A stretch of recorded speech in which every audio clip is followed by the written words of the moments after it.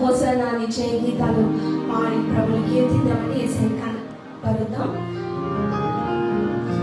యెహోవా నాకు వెలుగై, యెహోవా నాకు రక్షణయి, నా ప్రాణ దుర్గమై, నేను ఎవరికి ఎన్నడూ భయపడను. ఈ పాటను పాడదామండి. యెహోవా నాకు వెలుగై, యెహోవా నాకు రక్షణై, నా ప్రాణ దుర్గమై, నేను ఎవరికి ఎన్నడూ భయపడను, నేను ఎవరికి ఎన్నడూ భయపడను.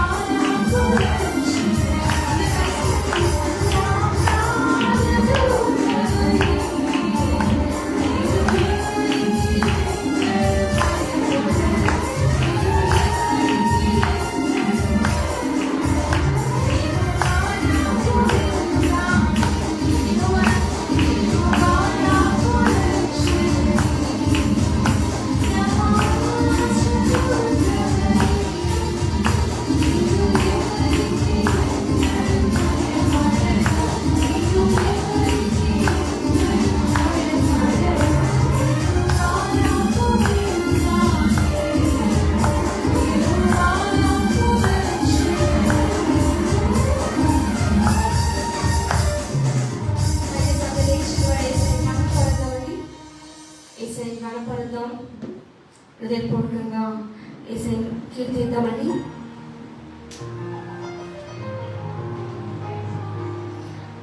ఎంతమంది సంతోషంగా ఉన్నారు?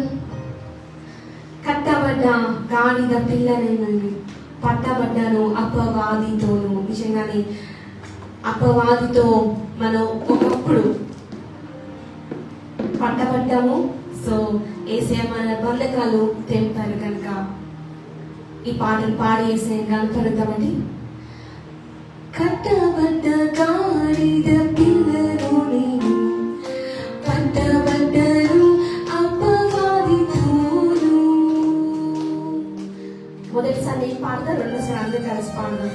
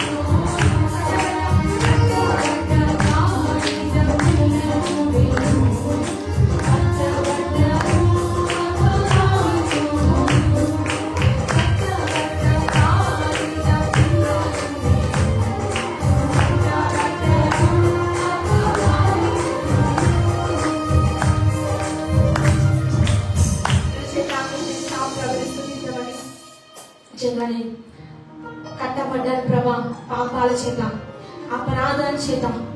మరి నాయన మీరు వచ్చి మమ్మల్ని విడిపించాలని బట్టి స్తోత్రం. ప్రతి ఒక్కరు కూడా యేసయ్య గణపరచండి, ఖాళీగా ఉండేదండి.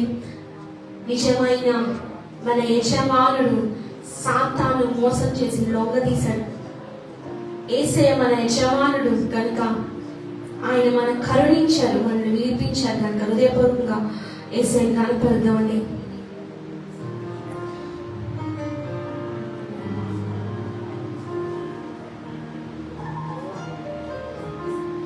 రక్షణ ఉంది, అందరూ పాడదాం. రక్షణ ఉంది, విడుదల ఉంది, రక్షణ ఉంది, స్వస్థత ఉంది, విడుదల ఉంది యేసులో.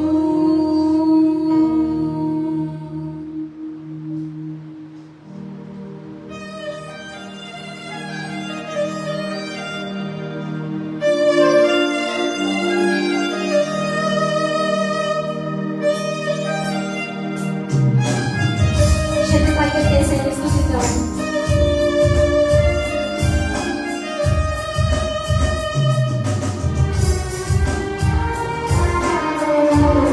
నీవే స్తోత్రం ప్రభువా. సమస్తమని మాకు రక్షణ ఇచ్చారు, మాకు స్వస్థత ఇచ్చారు, విమోచన ఇచ్చారు ప్రభువా. నీ బట్టి స్తోత్రాలు.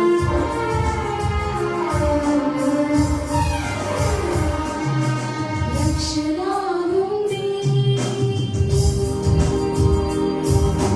స్వస్థత ఉంది, రక్షణ ఉంది, స్వస్థత ఉంది, విముక్తి ఉంది యేసులో. రెండవ పాలు. రక్షణ ఉంది, స్వస్థత ఉంది, విముక్తి ఉంది యేసులో. యేసులో, యేసులో, యేసులో, యేసులో, యేసులో,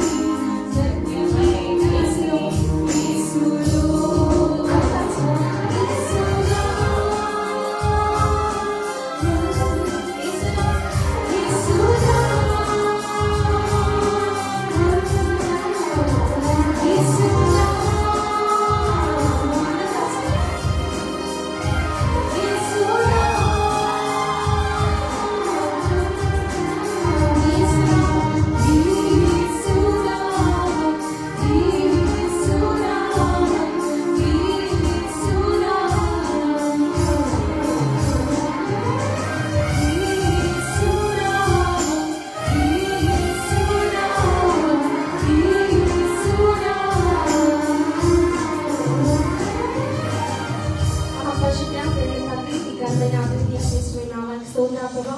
నిజంగానే రక్షణ, ముక్తి, విముక్తి మీలో ఉంది తండ్రి. శక్తి ఉంది ప్రభా. అయా తండ్రి, ఎంత గొప్ప ప్రేమ తండ్రి. మమ్మల్ని కట్టబడిన గాడిద ఎలాగైతే ఆ కట్టబడిన గాడిన విప్పాలో తండ్రి, అయా తండ్రి అపవాద చేత మేము పట్టబడిన మమ్మల్ని యేసయ్యా మమ్మల్ని విడుదల చేశారు, విముక్తి చేశారు అన్న బట్టి స్తోత్రాలు ప్రభా. ఈ యొక్క మంటల ఆదివారం రోజు మిమ్మల్ని స్తుతించడానికి, మరొకసారి మిమ్మల్ని కీర్తించడానికి మీరు మాకు ఇచ్చిన ఈ ధన్యతను బట్టి స్తోత్రాలు చెల్లిస్తూ యేసు నామములో వినయంతో వేడుకున్నాను తండ్రి. ఆమేన్.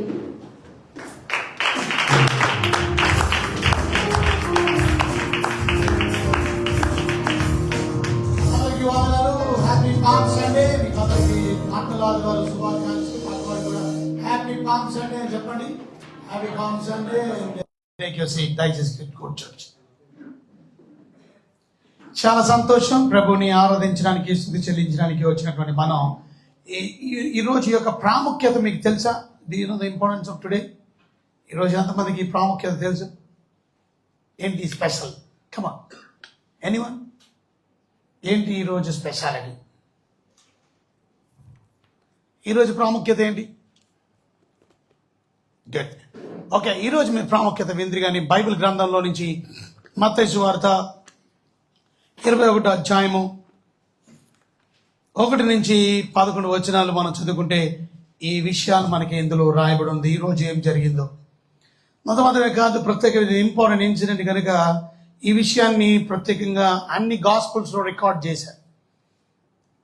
గాస్పల్ అంటే అర్థం సువార్త. సువార్త అంటే అర్థం యేసు ప్రభు యొక్క జీవితం, యేసు ప్రభు యొక్క మరణం, యేసు ప్రభు యొక్క పునరుద్ధానం. This is the gospel. ఇది గాస్పల్ అంటే, సువార్త అంటే యేసు ప్రభు ఈ భూలోకం పుట్టి జన్మించి ఆయన జీవితం గురించి, ఆయన ఎలాగ సిన్లెస్ లైఫ్ని జీవించాడో, పాపం లేని జీవితాన్ని జీవించాడు, పాపం లేకుండా అలా జీవించాడో, అంత మాత్రమే కదా ఆయన మన కొరకు, మన పాపం కొరకు ఆయన ఏ రకంగా చనిపోయాడో, సమాధి చేపట్టాడు, ఆయన ఏ రకంగా తిరిగి లేచాడు. ఇది గాస్పల్.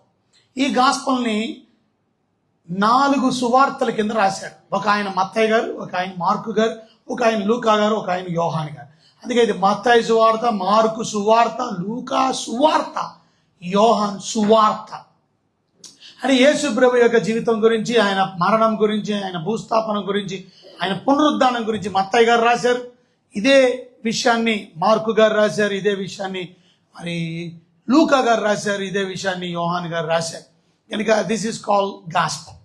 కనుక ఇదే ఇన్సిడెంట్ని మత్తయి సువార్త 21:1 నుంచి 11, ఇదే ఇన్సిడెంట్ మార్కు సువార్తలో 11వ అధ్యాయం 1 నుంచి 11, లూకా సువార్త 19వ అధ్యాయము 28 నుంచి 40లో, అలాగే యోహాన్ గారు రాశారు యోహాన్ సువార్తలో 12వ అధ్యాయము 12 నుంచి 16 వచనాలు. కనుక ఇది చాలా ఇంపార్టెంట్. కనుక ఈ విషయాన్ని ప్రత్యేకంగా మరి 4 సువార్తల్లో కూడా రాయబడి ఉండడం మనం చూసాం. సో త్వరగా మనం ఈ కథలో నుంచి మనం నేర్చుకోవాల్సిన ప్రాముఖ్యమైన విషయం ఏంటంటే 21వ అధ్యాయం మత్తయి సువార్తలో మనం చూసాం. తర్వాత యెరూషలేమునకు సమీపించి ఒలీవ చెట్టు కొండ దగ్గర ఉన్న బెత్పగాకు వచ్చినప్పుడు యేసు తన శిష్యుల్లో 2 చూచి, మీ ఎదుటనున్న గ్రామమునకు వెళ్ళుడి, వెళ్ళగానే కట్టబడి ఉన్న ఒక గాడిదయు దానితో ఉన్న ఒక గాడిద పిల్లయు మీకు కనబడును, వాటిని విప్పి నా యొద్దకు తోలుకొని రండి. ఎవడైనా మీలో ఏమైనా అని నేడలా అవి ప్రభుకి కావలసి ఉన్నవని చెప్పవలెను. వెంటనే అతడు వాటిని తోలు పెట్టినని చెప్పి వారిని పంపెను. ప్రవక్త వలన చెప్పబడినది నెరవేరినట్లు ఇది జరిగెను. అది ఏదనగా, ఇదిగో నీ రాజు సాత్వికుడై గాడిదను భారవాహ పశు పిల్ల అయిన చిన్న గాడిదను ఎక్కి నీ యొద్దకు వచ్చుచున్నాడని సీయోను కుమారితో చెప్పుడి అనున్నది. ఏమిటి ఈ ప్రవక్త ద్వారా రాయబడిన 4వ వచనంలో మనం చూస్తాం. ప్రవక్త వలన చెప్పబడినది నెరవేరినది, ఇది జరిగాను.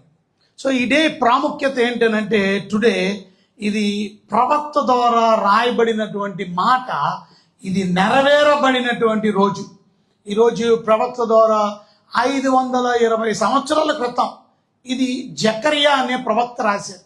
ఆ జకరియా అనే ప్రవక్త 520 BCలో మరి ప్రత్యేకంగా దర్యావేష్ అనేటువంటి పారసిక రాజు, పారసిక అంటే ప్రస్తుతం ఇప్పుడు జరుగుతున్న ఇరాన్ని పారసిక అంటారు.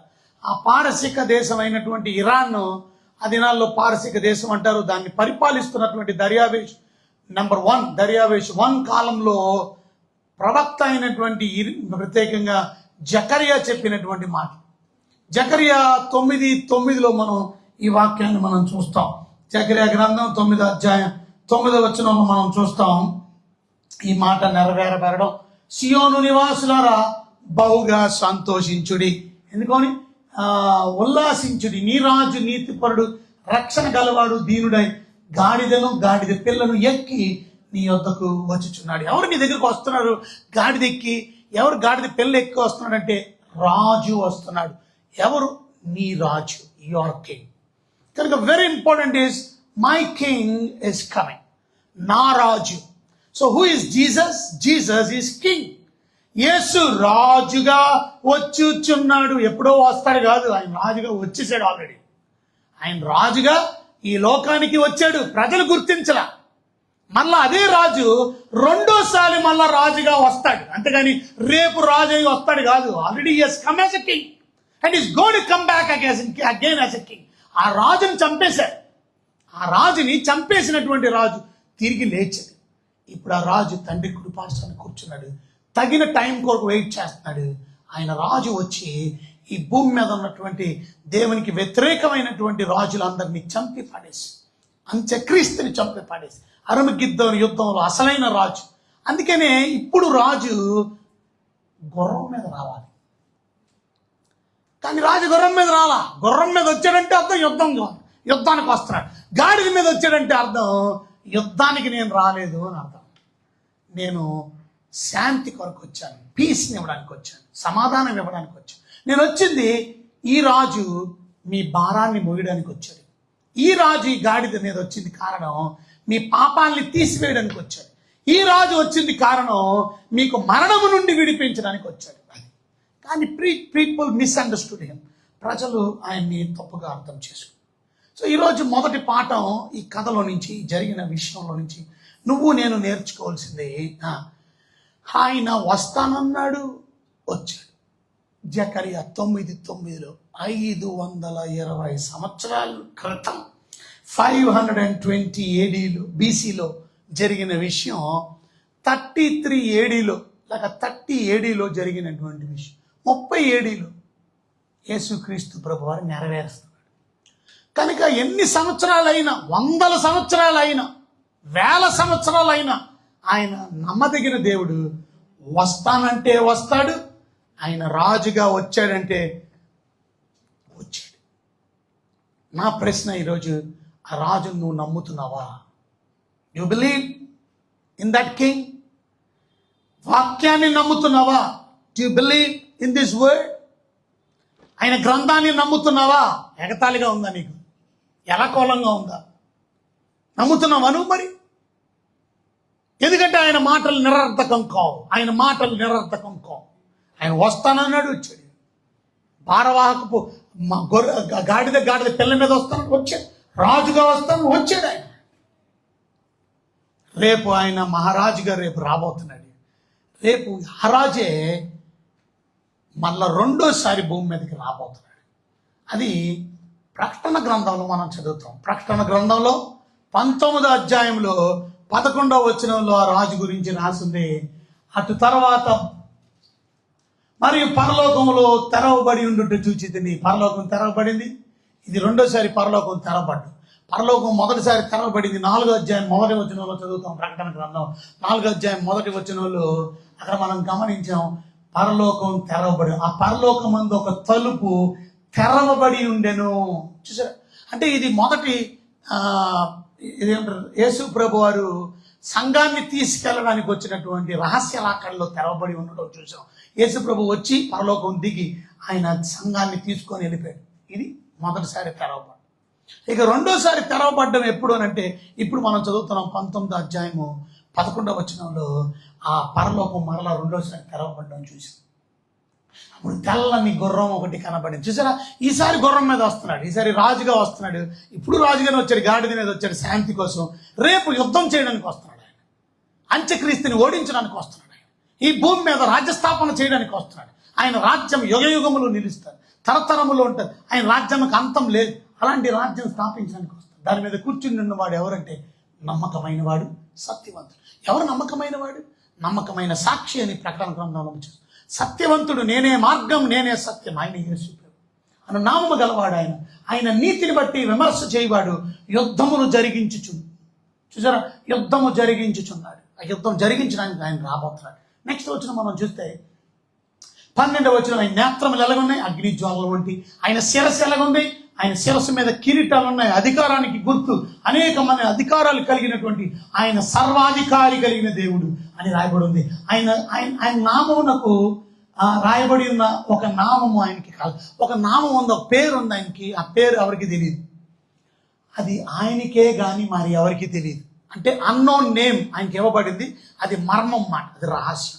నెక్స్ట్ ఇంకా మనం చూసినట్లయితే 13వ వచనం, ఆయన రక్తంలో ముంచబడిన వస్త్రం ధరించుకున్నాడు. అంటే ఒక తెల్లటి వస్త్రాన్ని రక్తంలో ముంచితే ఎంత రక్తమయం అయిపోయి ఎర్రగా అయిపోతుంది రక్తం. అంటే రక్తంతో నేను మీ కొరకు సాక్రిఫైస్ అయ్యాను, మీ కొరకు రక్తం కార్చిన యేసయ్య నేనే అని చెప్పడానికి, ఆ యేసయ్య నేనే అని ధరించుకుని ఆయన దేవుని వాక్యం అనే నామం ఆయనకి పెట్టబడి ఉందంట. నెక్స్ట్ వచ్చిన మనం చూస్తే 14వ వచనంలో, పరలోకమందున్న సేనలు శుభ్రమైన తెల్లని నారబట్టలు ధరించుకొని. ఎవరా సేనలు? ఆ సేనలు నువ్వు నేను. రక్షించబడిన మనం పరలోకంలో ఉన్నాం. ఆయన సైన్యములకు అధిపతికి యెహోవా, ఆయన సైన్యమైనటువంటి మనం రేపొద్దున ఆయనతో పాటు తెల్లటి గుర్రాల మీద ఆయనతో పాటు తిరిగి వస్తాం. ఎందుకంటే ఆల్రెడీ ఇందాక మనం 4వ అధ్యాయంలో చూసాం, సంఘం ఎత్తబడింది కదా, 7 ఏళ్ళు విందు జరిగింది అక్కడ. ఇక్కడ 7 ఏళ్ళు శ్రమలు జరిగినాయి. ఆ 7 ఏళ్ళు విందు పూర్తి అయిపోయిన తర్వాత జరిగిన విషయం 19వ వచనం నుంచి 19వ అధ్యాయంలో కనబడుతుంది. సో 15వ వచనంలో మనం చదివితే, ఆ యేసు ప్రభుతో వస్తూ జనములను కొట్టుటకై ఆయన నోటి నుండి వాడి అని ఖడ్గం ఒకటి బయలు వెడుచుడు. ఇనపదండముతో ఏలుతాడంట ఆయన పరిపాలన. ఆయన సర్వాధికారియకు దేవుని తీక్షణమైన ఉగ్రతను మద్యము తొట్టిని త్రొక్కుతాడంట. ఆ దేవుని ఉగ్రతను ఆయన భూమి మీద ఆయన ఉగ్రత పాత్రను తొక్కి ఆ నాశనం చేసి యుద్ధం ద్వారా యుద్ధం ద్వారా జీవితాన్ని చూసారా, జయాన్ని కలిగజేసి ఇప్పుడు ఆయన రాజ్య స్థాపన చేయబోతున్నాడు. అంటే నీకు ఎందుకు ఈ విషయాలు గుర్తు చేస్తున్నానంటే, ఆయన రాజు అని జకరియా రాశాడు, అది నెరవేరింది. 520 సంవత్సరాల క్రితం జరిగిన విషయం. ఇప్పుడు ఇప్పుడు ఇప్పుడు ఇది రాసింది ఎవరంటే యోహాను గారు రాశారు. ఇది రాసి దగ్గర 2000 సంవత్సరాలు అయిపోయినాయి, ఇంకా నెరవేరలే. జకరియా రాసింది 520 సంవత్సరాల తర్వాత నెరవేరినప్పుడు ఇది 2000 సంవత్సరాలు అయినా నెరవేరుతుందా? నెరవేరదా? తప్పక నెరవేరుతుంది. ఇక్కడ 100 లోపలే రాయిస్తారు ఈ కొత్త నిబంధన అంతా. 100 ఏడీలు అంటే ఏడి 1, 2, 3, 4 100. ఇప్పుడు ఏడి ఎంత? 2026. ఇప్పుడు 2000 సంవత్సరాలు అయిపోయింది. అంటే ఇది రాసి దగ్గర 1950 సంవత్సరాలు పైబడి అయిపోయింది ఈ ప్రకటన గ్రంథం రాసి. ఇంకా రాలా, కానీ రాజుగా వస్తానన్నాడు ఆయన కూడా. చూడండి నెక్స్ట్ వచనంలో మనం చూస్తే 16వ వచనంలో ఈయన ఎవరంటే, ఈయనే రాజులకు రాజు, ప్రభువులకు ప్రభు అను నామము ఆయన వస్త్రముల మీద తోడ మీద రాయబడి. గట్టిగా కొట్టాలో చెప్పట్లేదు. So he is the king. A king is going to come back again. My question today, do you believe in him? Did you welcome him in your heart?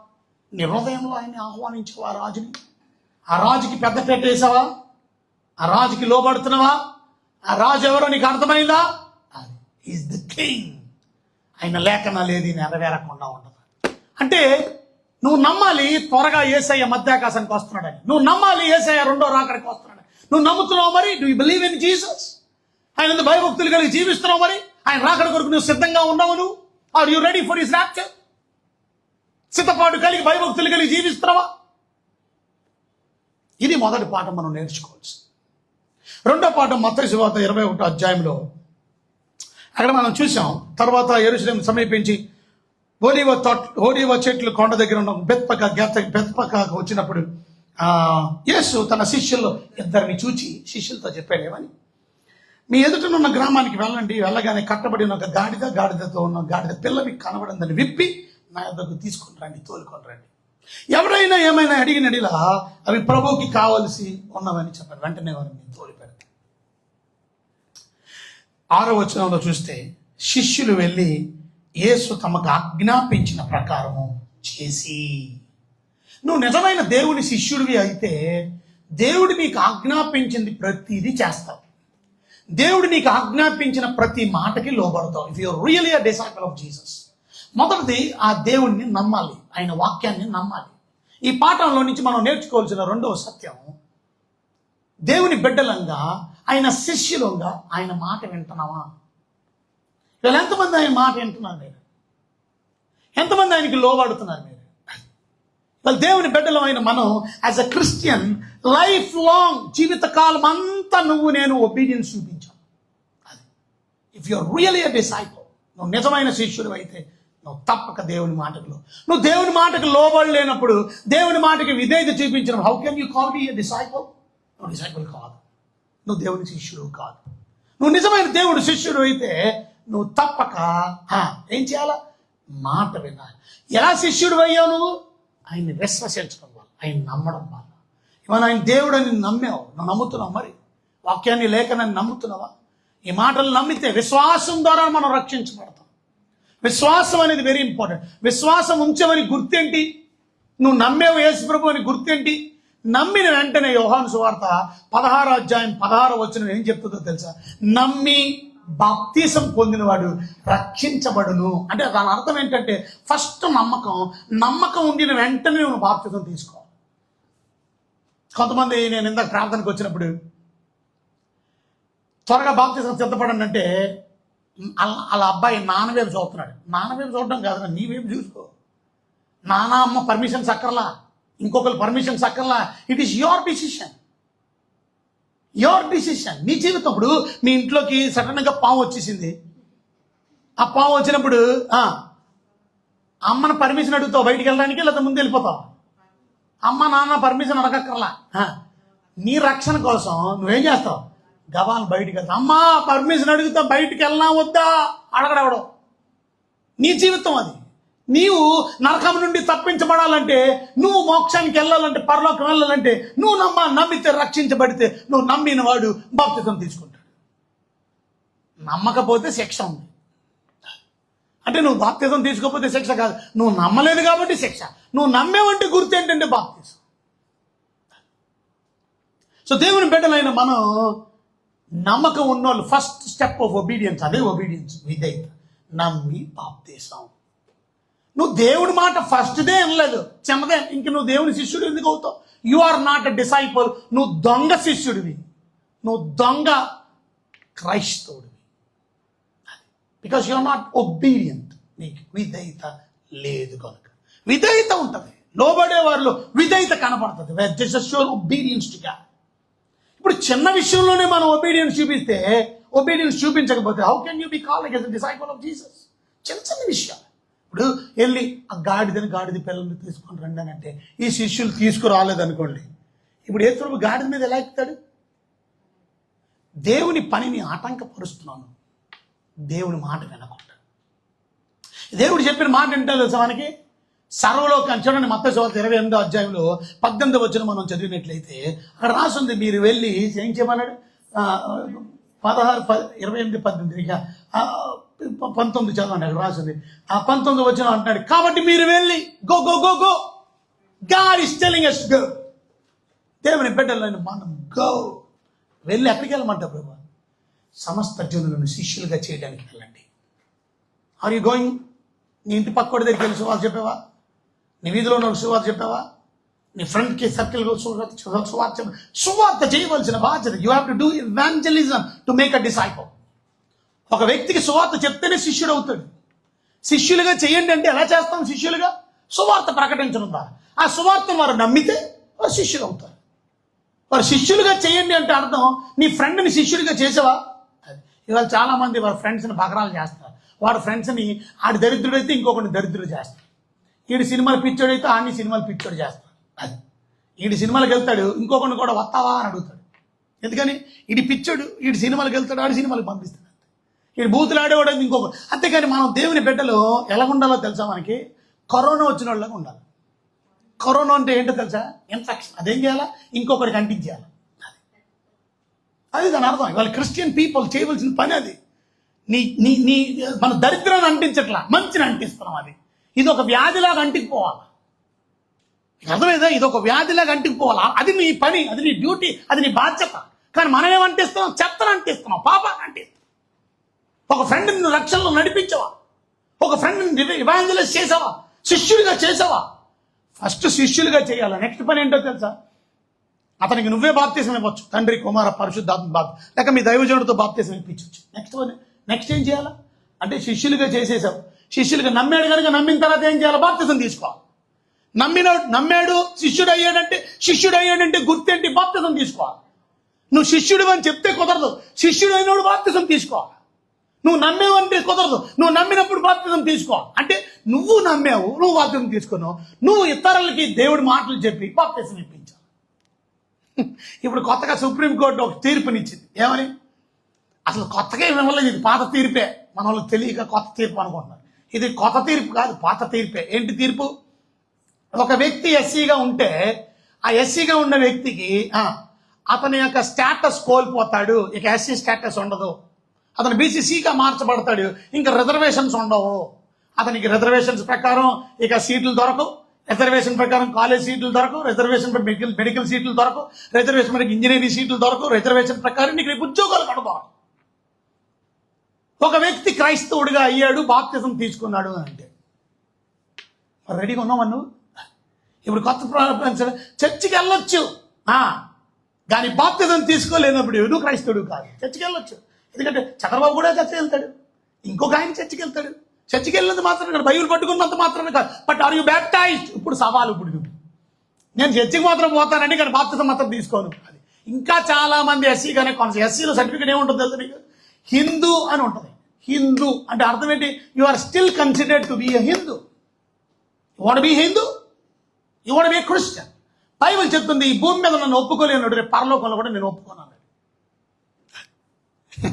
ఈరోజు చిన్న గొడవ మీద వెళ్ళాడు ఆ పాస్టర్, సిగ్గులేని పాస్టర్. ఆయనకి ఎవడో గొడవ చేశాడు. ఆ గొడవ చేసినాడు బూతులు తిట్టాడు. ఆ బూతులు తిట్టినందుకు ఆ పాస్టర్ ఏం చేశాడంటే పోలీస్ స్టేషన్కి వెళ్ళాడు, కేసు పెట్టాడు. ఆ పోలీసులు తీసుకోలేదు. ఇప్పుడు కోర్టుకి వెళ్ళాడు. ఆ కోర్టులో ఏమని చెప్పాడు? నన్ను తిట్టాడు, నేను అసలు ఎస్సీ తిట్టినప్పుడు ఎస్సీ అట్రాసిటీ సీట్ కేసు పెట్టండి. ఆ కోర్టు ఏమని తీర్పించిందంటే నువ్వు ఎస్సీవే కానీ నువ్వు క్రిస్టియన్ అయిపోయావు కాబట్టి నీకు ఆ అట్రాసిటీ కేసు ఉండదు. నేను బూతులు తిట్టినా, నేను ఎస్సీ అని తిట్టినా నువ్వు ఎస్సీ కాదుగా, ఇప్పుడు మారేవుగా, కనుక ఇది వర్తించదు. అలాగంటారా అని హైకోర్టుకి వెళ్ళాడు. హైకోర్టు కూడా సేమ్ తీర్పిచ్చారు. హైకోర్టు నుంచి సుప్రీంకోర్టుకి వెళ్ళాడు ఈ పాస్టర్. సుప్రీంకోర్టు కూడా అదే తీర్పునిచ్చారు. ఇది దాని అర్థం. సో పాయింట్ ఏంటంటే ఇప్పుడు నువ్వు నిజమైన క్రైస్తవుడు అయితే నువ్వు బాప్తిసానికి లోబడ్డావా? ఇది చూపిస్తున్నావా? అప్పుడే నువ్వు నెక్స్ట్ పని ఏం చేయాలా? బాప్తిజం తీసుకుందా. నెక్స్ట్ పని ఏంటి? 20వ వచనంలో నేను మీకు ఏ సంగతులని ఆజ్ఞాపించినో వాటిని గైకొన్న వల్ల నువ్వు వారికి బోధించాలి. రెండో పని డిసైపుల్షిప్ చేయాలి. అంటే మొదటి ఇవాంజలిజం చేయాలి, రెండు వాళ్ళకి నువ్వు బోధించాలి. ఎవరికి బోధించాలా? ఎవరినైతే నువ్వు రక్షణలో నడిపించావు వాళ్ళకి దేవుని మాటలు బోధించవలసిన బాధ్యత ఒక విశ్వాసికి ఇచ్చాడు దేవుడు, పాస్టర్ అక్క. నువ్వు బోధించాలి. ఒక శిష్యుడు ఇంకొక శిష్యుడు దానికి ఇవ్వాలి. అదే డిసైపుల్షిప్ ట్రైనింగ్. ఆ ట్రైనింగ్లే మనం అనేకమైన పెట్టాం ప్రతి సంవత్సరం. దూర దేశాల నుంచి కూడా వచ్చి డిసైపుల్షిప్ ట్రైనింగ్ అంటే అది. అంటే దాని అర్థం ఒక శిష్యుడు ఇంకొక శిష్యుడిని తయారు చేయడం, నువ్వు నేర్చుకున్న విషయాలే ఇంకొకరికి చెప్పడం. అది ఏది ఇందులో విధేయుతుందా? నీ రాబడిలో దశంభాగం కట్టడంలో విధేయుతుందా? దేవుని మందిరానికి మానకుండా వచ్చుటలో విధేయుతుందా? అది if you are not obedient, ఇవాళ చాలా మంది డిస్ఒబీడియన్ పీపుల్. ఇక మూడోది దేవుని బిడ్డలమైనటువంటి మనం నేర్చుకోవాల్సింది ఈ పాఠంలో అక్కడ రాసింది 10వ వచనంలో 8వ వచనంలో జనసమూహం అనేకులు తమ బట్టలు దారి పొడుగున పరిచిరి, కొందరు చెట్టు కొమ్మలను నరికి దారి పొడుగున పరిచిరి. జనసమూహంలో ఆయన ముందు వెళ్ళుచున్నవారు వెనుక వచ్చుచున్నవారు ఏం పాటలు పాడుతున్నా? దావీదు కుమారునికి జయం, ప్రభు పేరట వచ్చేవాడు స్తుతించబడును గాక, సర్వోన్నతమైన స్థలంలో జయమని కేకలు వేయుచుండిరి. అబ్బా, ఆరాధిస్తున్నారు, కనపరుస్తున్నారు. ఇవాళ ఎంతమంది నిజంగా దేవుణ్ణి కనపరుస్తున్నారు? కానీ ఒక విషయం చెప్పనా మీకు, ఇది పనికిమాలిన ఆరాధన. కారణం ఏంటో తెలుసా? ఎవడైతే దేవుణ్ణి ఆరాధించాడో, కేకలేశాడో, జై గీతాలు పాడారో, మరలా వాళ్ళే 4 రోజుల తర్వాత 5 రోజుల తర్వాత ఏం చేశారో తెలుసా? రేపు సోమవారం, మంగళవారం, బుధవారం, గురువారం, శుక్రవారం, కరెక్ట్గా శుక్రవారం ఇదే ప్రజలు ఎవరైతే హోసన్నా హోసన్నా అని గీతాలు పాడారో, జయమని పాటలు పాడారో, ప్రభుని స్తుతించారు. సిలువేయండి, సిలువేయండి. అరే ఎంత కఠినాత్మలండి మీరు. అంటే జీవితం సరిగ్గా మారలేనప్పుడు ఇక్కడ ఆరాధన చేస్తాడు, అటు లోకంలోనే ఉంటాడు. ఇటు దేవునిలోనే ఉంటాడు, అటు అందులోనే ఉంటాడు. ఇవాళ అంతమంది లేరండి అలాగా. ఆదివారమే చర్చికి వస్తారు, ఆ చర్చ్ అయిపోయిన సోమవారం వరకు వెయిట్ చేయరు, ఆదివారం సాయంత్రమే సినిమాకు పోతారు. అది కూడా మళ్ళీ సినిమా హాల్లోకి. కొత్త సినిమా వచ్చిందిరా, వస్తావా? మరలా ఇంకా కొంచెం చెత్తగాళ్ళు, ఇంకా కొన్ని చెత్తగాళ్ళు ఉంటారు. వాళ్ళు ఏం చేస్తారు, ఆ లేక ఫోటో సెల్ఫీ ఎక్కడ సినిమా హాల్. నేను పెద్ద గొప్ప ఘనకార్యం చేసినట్టు, పెద్ద ఉత్తాది పని చేసినట్టు. సిగ్గులేని పని అది. దేవుని బిడ్డలై ఉండి, రక్షించబడిన వారై ఉండి, ఒక నామకార్థుల దగ్గరికి వెళ్ళి లోకస్తుల దగ్గర చేసే పనుల దగ్గర నువ్వు వెళ్తావా? ఎంత వెర్రితనం అది, ఎంత అపహాస్యంగా ఉంటుంది, ఎంత ఎగతాళిగా ఉంటుంది. అంటే దేవుని బిడ్డలు ఇటు వర్షిప్ చేస్తారు, ఇటు చర్చికి వస్తారు, ఇటు దేవుని కార్యక్రమాలు తోడ్పడతారు, చేయకూడని పనులన్నీ చేస్తారు. ఆదివారం సాయంత్రమే మళ్ళా లాగుతారు. అది ఇది వాసన పోస్తారు, ఇది చేస్తారు, సిగరెట్లు కాలుస్తారు, బూతులు ఆడతారు, అక్కడికి వెళ్తారు. లోకస్తులు దే ఆర్ నాట్ ఒబీడియంట్. విధేయత ఉండదు, లోబడరు. చిన్న విషయంలో ఒబీడియన్స్ చూపించలేదు, ఇంక పెద్ద విషయంలో ఏమో ఒబీడియన్స్ చూపిస్తారండి. చిన్నప్పుడే నీకు ఇంత గర్వం అయితే ఇంకా పెద్దోడు ఏమవుతామండి? నీ జీవితం దరిద్రం రాసిపెట్టి ఉందన్నమాట. ఇవాళ చిన్న పిల్లలు, యవనస్తులు, they are not obedient to God. ఇవాళ చూడండి, దేవుడు మాట వినలేకపోతే శిష్యులు అవుతారా? వెళ్ళి గాడిదని తీసుకుని మేమెందుకు వెళ్ళాలా? వాళ్ళు ఏమని అంటే అన్ని చెప్పేశాడు దేవుడు. వాళ్ళు ఒక ఇప్పేటప్పుడు ఏమని అంటే అది ప్రభువుకి కావాలి. ఇంకా ప్రశ్న లేదు, ఇక క్వశ్చన్ లేదు, ఇక వెళ్ళిపోండి అంతే. Be obedient to whatever God tells you to do. Are you worshipping God? దేవుని ఆరాధిస్తున్నావు. ఇక చివరి మాట చెప్పి నేను ముగిస్తాను. చివరి మాట ఏంటో తెలుసా? 10వ వచనం. ఆయన యెరూషలేములోనికి వచ్చినప్పుడు పట్టణం అంతా ఈయన ఎవరో అని కలవరపడెను. ఈయన ఎవరో, హూ ఇజ్ హీ? ఇవాళ చాలా మందికి ఇప్పటికీ ఇంకా యేసు ఎవరో అర్థం అవ్వాల. అందుకనే మనం చేయకూడని పాపాలన్నీ చేస్తున్నాం, చేయకూడని తప్పులన్నీ చేస్తున్నాం. అది దేవుడు ఎవరో అర్థం అవ్వలేదు నీకు. ఇవాళ నువ్వు నీ ఇష్టానుసారంగా బ్రతికితే నిన్ను దేవుడు శిక్షిస్తాడనే విషయం తెలుసా నీకు? దేవుడు నిన్ను తప్పక శిక్షిస్తాడు. ఇవాళ దేవుని బిడ్డలు ఎంతమంది మీకు శిక్ష రావాలని కోరుకుంటున్నారు? వేషధారులుగా ఉండకండి, అటొకటి ఇటొకటి కాలు వేయకండి. ఉంటే ఇటైనా ఉండండి, లేకపోతే పూర్తిగా దేవుడిని విడిచిపెట్టేసి అటైనా అనుకోండి, లేకపోతే పూర్తిగా లోకాన్ని విడిచిపెట్టి దేవుడి వైపైనా రండి. అందుకే 2 పడవల మీద కాలు వేయకండి. చల్లగానైనా ఉండు, వెచ్చగానైనా ఉండు, నువ్వు వెచ్చని బ్రతుకు బ్రతక. దేవుడు నోట్లో నుంచి ఉమ్ము వేయని ఉద్దేశిస్తున్నాడు. చాలా మంది క్రైస్తవులు అలాగే ఉన్నారు. ఆదివారం భక్తి అంటారు, సోమవారం నుంచి చాలా ఇష్టం, ఆదివారం సాయంత్రం నుంచి చాలా ఇష్టం, ఆదివారం మధ్యాహ్నం నుంచి చాలా ఇష్టం. ఇష్టానుసారంగా బ్రతుకుతున్నారు. కనుక దేవుడు కోపం. బైబిల్ చెప్తుంది హెబ్రీయులకు రాసినటువంటి పత్రికలో 12వ అధ్యాయం 6వ వచనంలో, కుమారుడి తప్పక మిమ్మల్ని శిక్షిస్తారు మీరు దేవుని బిడ్డలైతే. బైబిల్ చెప్తుంది, అక్కడ రాసింది, తాను ప్రేమించిన వారిని శిక్షించి. దేవుడంట, ప్రభు తాను ప్రేమించే వారిని ఇవాళ నేను దేవుడు శిక్షిస్తాడు, గుర్తుపెట్టుకో. Because God loves you. వాళ్ళ ప్రేమతోనే శిక్షిస్తాడు. ఒకవేళ మీకు శిక్ష రావట్లేదని అంటే మీరు ఇంకా పెద్ద ప్రమాదంలో ఉన్నారు నాతో, మిమ్మల్ని దేవుడు విడిచిపెట్టేసాడు అని అర్థం. You are God's child, you will be punished. Why? ఎందుకు పనిష్మెంట్? నిన్ను మరలా దేవుని దగ్గరికి నడిపించడానికి, మళ్ళా తప్పుని సరిచేసి. తప్పు చేసిన బిడ్డలకి తప్పక దెబ్బ తగులుతుంది. ఎందుకురా? స్కూల్కి వెళ్ళమంటే వెళ్ళా, పట్టాలు పడిపోద్ది. కాలేజీకి వెళ్ళమంటే ఎందుకు వెళ్ళలేదు? అమ్మాయిలకి ఎందుకు వెళ్ళాం? పార్క్కి వెళ్ళామంటే ఏంటి? కొడతాడు నాన్న, తిడుతాడు నాన్న. ఎందుకు? నిన్ను మళ్ళా తిరిగి తన బిడ్డగా చేర్చుకుని మంచి భవిష్యత్తు ఇవ్వడానికి. కానీ నువ్వు వెళ్ళినప్పుడు, తిడితే కోపం పడినప్పుడు వెనక్కి వెళ్ళిపోతుంది. నీ బ్రతుకు నీదే. ఓకే, ఇవాళ నాన్న, ఇవాళ నువ్వు చర్చికి రాలేనందుకు కొడితే కొట్టించుకోవటా?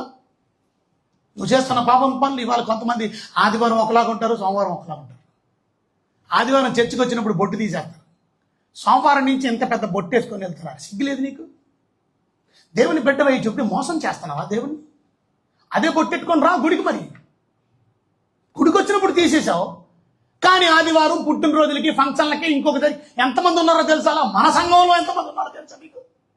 ఇంత శ్రేష్టమైన వాక్యం దొరుకుతున్నప్పటికీ కూడా ఇంకా వాళ్ళ బ్రతుకుల్లో మార్పు రాలే, హృదయంలో మార్పు రాలా.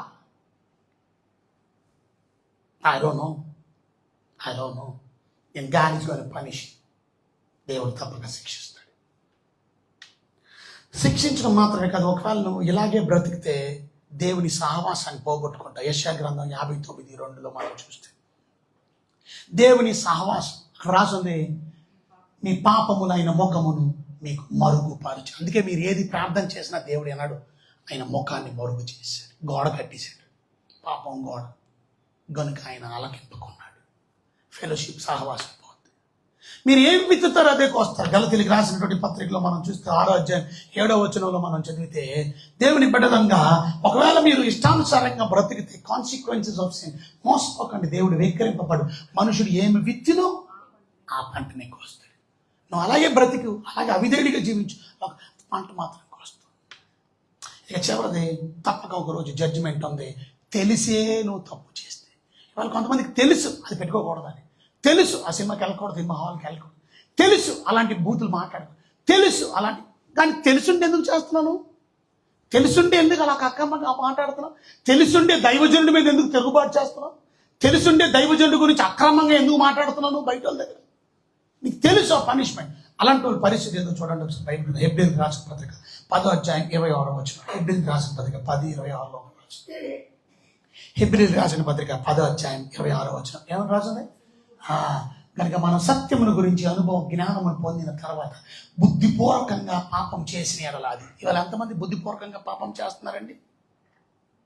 తెలిసే పాపమునకు బలి ఇక ఉండదు. ఇవాళ ఎంతమంది తెలిసే జస్ట్ ఏదో కొంతమంది దైవజనుడితో ఒక మాట మాట్లాడతారు, బయట ఒక మాట దేవుడి దగ్గర ఒక మాట చెప్తారు. యూఆర్ ఫూలింగ్ పాస్టర్ కదా. మేము వెళ్ళమండి అలాంటి వాటికి, మీరు వెళ్ళకపోతే మేము ఎందుకు వెళ్తామంటారు. వాళ్ళే ముందు ఉంటారు అక్కడ. మరి ఆ కబురు ఎందుకు, ఆ సోది ఎందుకు, ఆ సొల్లు మాటలు ఎందుకు, ఆ డబ్బా మాటలు ఎందుకు? ఇంతకీ వెళ్తే ఏమైనా జరిగిందా? అది జరగదు. మళ్ళా తిరిగి ఉట్టినే నీ బండిలో డీజిల్ వేస్ట్ కావాలని కొంతమంది. You are just fooling your pastors, fooling man of God, fooling దేవుణ్ణి. బుద్ధిపూర్వకంగా నీకు తెలిసే అది పాపం. అలాంటి వాళ్ళకి నెక్స్ట్ వచ్చిన రోజు కానీ బలిక ఉండదు. కానీ ఏమవుతుంది మరి? న్యాయమైన తీర్పు భయముతో ఎదురు చూచుటయు విరోధులను దహింపబో తీక్షణమైన అగ్ని నీకు ఉండును. దేవుని యొక్క తీక్షణమైన అగ్ని, ఉగ్రత. సో 4 విషయాలు మనం విన్నాం ఇవాళ. దేవుడిని నమ్మేవా? ఇంకా నమ్మకంగా బ్రతుకుతావు. దేవుడి మాటకు లోబడుతున్నావా? లేక ఇంకా అవిధేయుడిగా బ్రతుకుతున్నావా?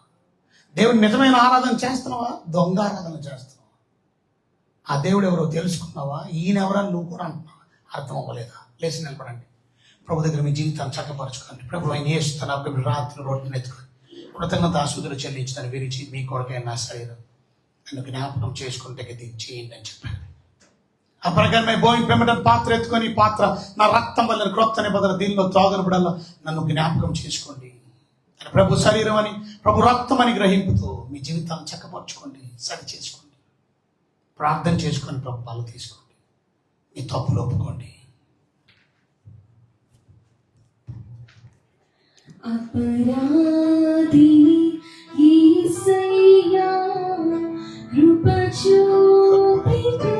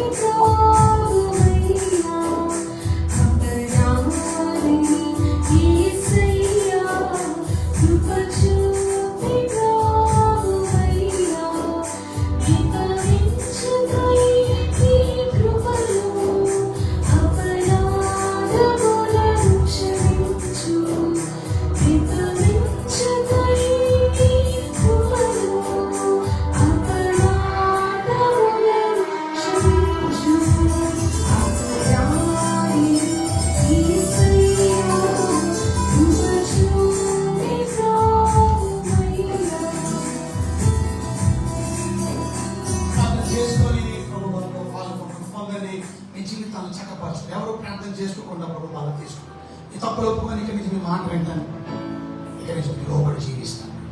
అన్ని శిక్ష వద్దు, అర్థం చేసుకో.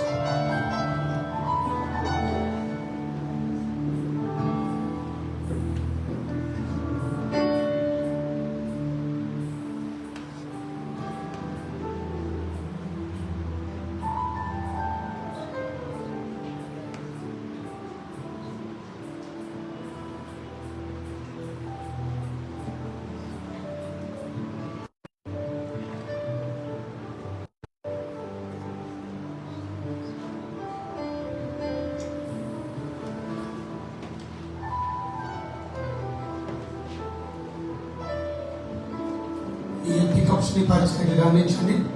పాల్గొంటుంది మీరందరూ ప్రభు కూడా నమ్మకంగా మనం తీసుకొచ్చిన అర్పణలు కాదు ఆయన సమర్పించే సమయం. పాడుతుండగా మన కాదు దేవుడికి సమర్పించుకోండి. యేసుపైనే ఆనుకుందును, యేసుపైనే ఆనుకుందును, లోతైన సంచాలు ఆనను భీకరంగా గద్దించిన యేసుపైనే ఆనుకుందును, యేసుపైనే ఆనుకుందును, యేసుపైనే ఆనుకుందును, యేసుపైనే ఆనుకుందును.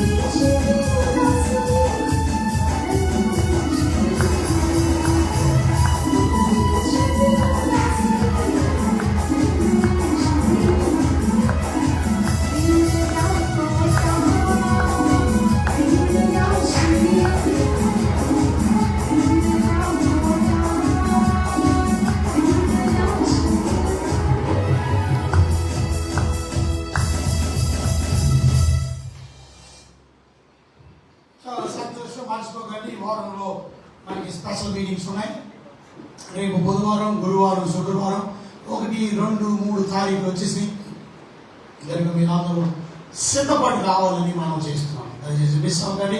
1, 2, 3 తారీఖులు అద్భుతమైనటువంటి ప్రార్థన నైట్స్ ఉన్నాయి కనుక నేను మనం అందరం ఎంతగానో వాక్యంలో దేవుళ్ళు బలపరచబడాలి.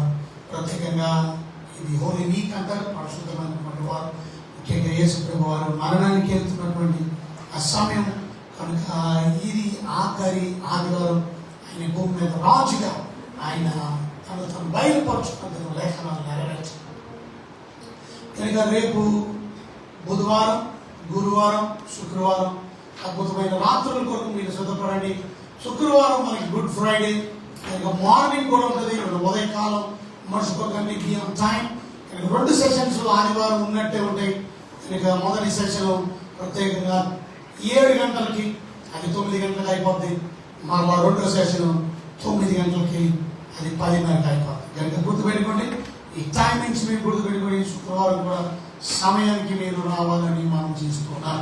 అలాగే ప్రత్యేకంగా మరి 3 రాత్రులు కూడా 7 గంటల కల రాత్రికి రావాలని రేపు బుధవారం, గురువారం, శుక్రవారం.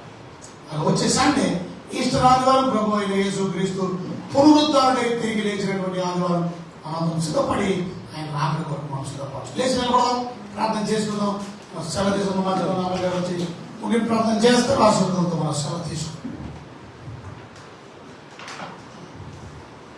పరిశుద్ధురాఘమైన రాజా, మీ ఘనమైన నామానికి వందనాలైనా స్తోత్రాలు. పరిశుద్ధ సన్నిధిలో మీ శ్రేష్టమైన మాటలు వినడానికి నాయన మీరు మాకు నాయన రూపం చూపించిన దేవా మీకు వందనాలు. మా రాజు మీరు, మా ప్రభు మీరు, మా దేవుడు మీరు నాయన. మా రాజుగా మీరు విధానాలు బట్టి స్తోత్రాలు నాయన. మా పాప పట్టును విడిపించి మీ బిడ్డలుగా మీ సొత్తుగా మీ రాజ్య వారసుగా చేసుకున్న దేవా, మేము తండ్రి నాయన ఏ విధంగా జీవించాలో ప్రభావం తండ్రి, ఏ విధంగా తండ్రి మీకు విధేయత కలిగి నాయన మిమ్మల్ని మహింపరిచే వారంగా, మీ మాటలు గైకొనే వారంగా, మీ స్వార్థ అనేకులు నాయన మేము చాటు చెప్పేవారంగా, మీ రాజ్య వ్యాప్తి కొరకు పనిచేసేవారంగా, మీ బిడ్డలుగా మీకు విధేయత కలిగి జీవించే కృపను అనుగ్రహించండి దేవా, మీకు స్తోత్రాలు. ఆనాడు తండ్రి నాయన వారి ప్రభావ కోసానాన్ని ప్రభావ మరి తండ్రి నాయన మీరు విడుదలించే రాజుగా మీరు ఉపయోగించబడిన దేవుడు నిజమే తండ్రి. మా జీవితాలు ఎన్నడూ నాయన ఎప్పుడూ కూడా జయాన్ని ఇచ్చిందండి నాయన. మాకు తండ్రి విజయాన్నించి నడిపించే దేవుడు, మమ్మల్ని విడిపించే దేవుడు అయినా మీరు మాకున్నారని నాయన నమ్మకంతో, విశ్వాసంతో మీకు మహిమకరంగా జీవించే కృపను అనుగ్రహించమని నాయన మరి ప్రభావ మీ కొరకు నాయన మహిమకరమైన జీవితాన్ని మేము జీవించు ప్రభావ మీ వాక్యపు వెలుగులో మా జీవితాన్ని చక్కపరుచుకొని నాయన మరి ప్రభావ మీ ముందు కొనసాగే కృపను అనుగ్రహించి మీరు మహిమ పొందమని వారి కార్యక్రమాల్లో తోడేంటి వచ్చి మీ బిడ్డలు దీవించి మీ దీవెనల ఆశీర్వాదంతో నింపమని నజరేయుడైన యేసు నామములో స్తుతించి ప్రార్థించి అడిగి వేడుకొంచున్నాను తండ్రి. ఆమేన్. మన ప్రభు అయిన యేసుక్రీస్తు కృపాదాన్ని దేవుని ప్రేమ పరిశుద్ధాత్మ కార్యాలైన సహవాసం నిత్యము సదాకాలము మిమ్మల్ని నమ్మి మీ నమ్మకాన్ని కొనసాగిస్తూ మాట వింటూ మిమ్మల్ని నిరంజనమైన ఆరాధన చేస్తూ ప్రభువా మీరెవరో తెలుసుకొని ఇంకనూ ఎరిగి ముందుకు కొనసాగే కృప అందరికి అనుగ్రహించి తోడు ఉండి సహాయం చేసి దీవించి భద్రపరచుకుని ఆశీర్వదించుకుందాం. ఆమేన్. అందరికీ వందనాలు. God bless you. దేవుడు ఇంటిగా సమృద్ధిగా నిండారుగా దేవుడు దీవించిన ఆశీర్వదించిన దాకా మర్చిపోకండి. బుధవారం, గురువారం, శుక్రవారం రాత్రులు మర్చిపోకండి 7 గంటల కల్లా. అలాగే శుక్రవారం 2 సెషన్స్ ఉన్నాయి. 5వ సెషన్